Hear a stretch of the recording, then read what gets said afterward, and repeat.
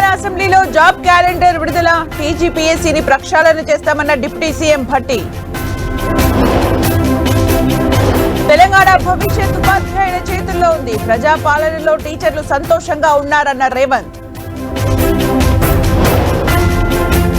కేసీఆర్ గైర్ హాజరుతో అసెంబ్లీలో కిక్కే లేదు, సభకు రావాలంటూ రాజగోపాల్ రెడ్డి పిలుపు. ధరణితో అసైన్డ్ ల్యాండ్స్ ను బీఆర్ఎస్ లాక్కుంది, రైతులకు భరోసా కల్పించేందుకే కొత్త చట్టమన్న సీతక్క. నాగార్జున సాగర్ ఎడమ కాలువకు సాగునీరు విడుదల, కృష్ణమ్మకు జలహారతి ఇచ్చిన మంత్రులు. చంద్రబాబు అధ్యక్షతన సిఆర్డీఏ అథారిటీ సమావేశం, అమరావతి నిర్మాణంపై కీలక నిర్ణయాలు తీసుకునే ఛాన్స్. హిమాచల్లో 8కి చేరిన మృతుల సంఖ్య, గల్లంతైన 45 మంది ఆచూకీ కోసం గాలింపు.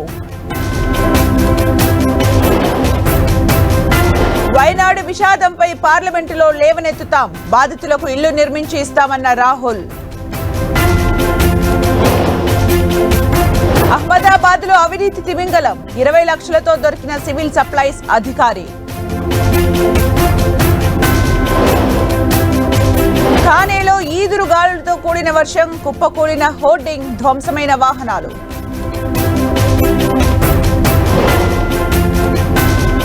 భారీ నష్టాల్లో ముగిసిన స్టాక్ మార్కెట్లు, 5 లక్షల కోట్లు ఆవిరి.